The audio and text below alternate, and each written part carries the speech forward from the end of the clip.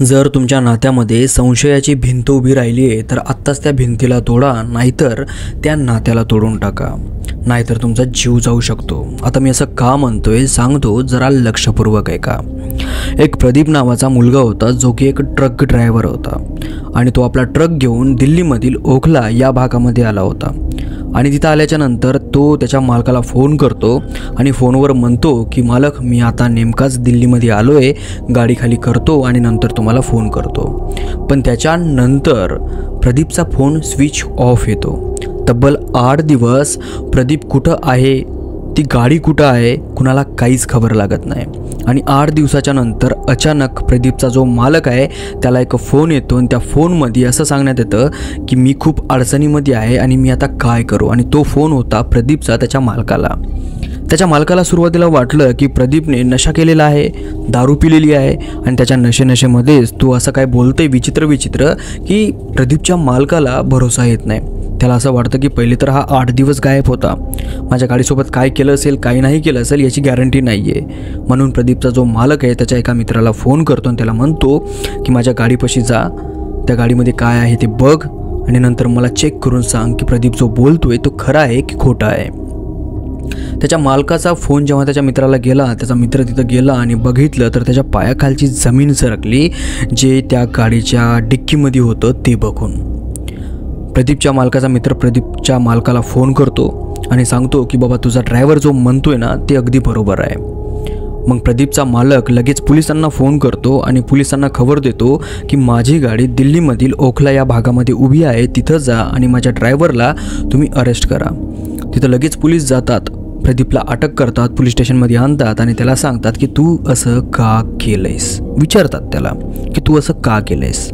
तेव्हा कुठेतरी जाऊन प्रदीप सांगायला सुरुवात करतो, मी आणि माझी बायको गेल्या 2 ते 3 वर्षापासून एकत्र होतो।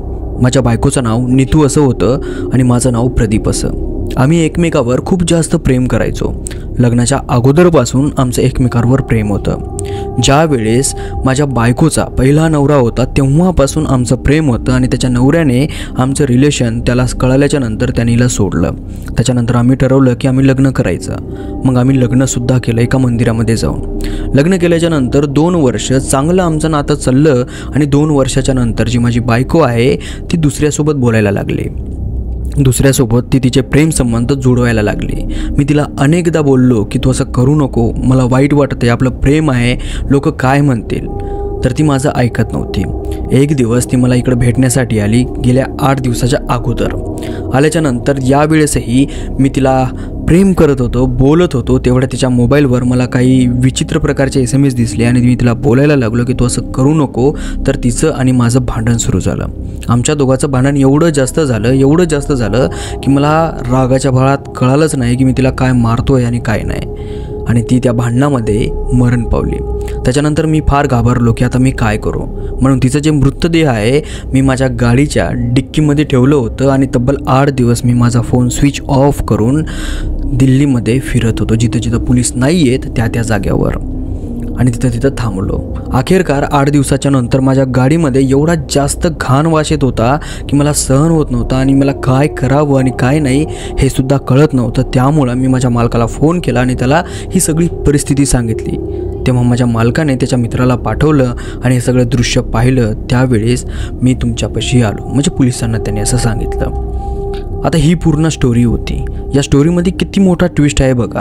ती महिला, हा पुरुष, तिचं लग्न झालेलं होतं तरीसुद्धा एकमेकांवर हे प्रेम करतात आणि प्रेमाच्या पोटी ती तिच्या पहिल्या नवऱ्याला सोडते, पहिल्या संसार केलेला त्या संसाराला सोडते आणि याच्यासोबत येते, याच्यासोबतही लग्न करते, पण तिचं मन यानंही भरत नाही, त्यामुळं ती दुसऱ्या कोणासोबत तरी प्रेम करायला सुरुवात करते आणि इथं अखेरच्याला हिला हिचा जीव गमवावा लागला।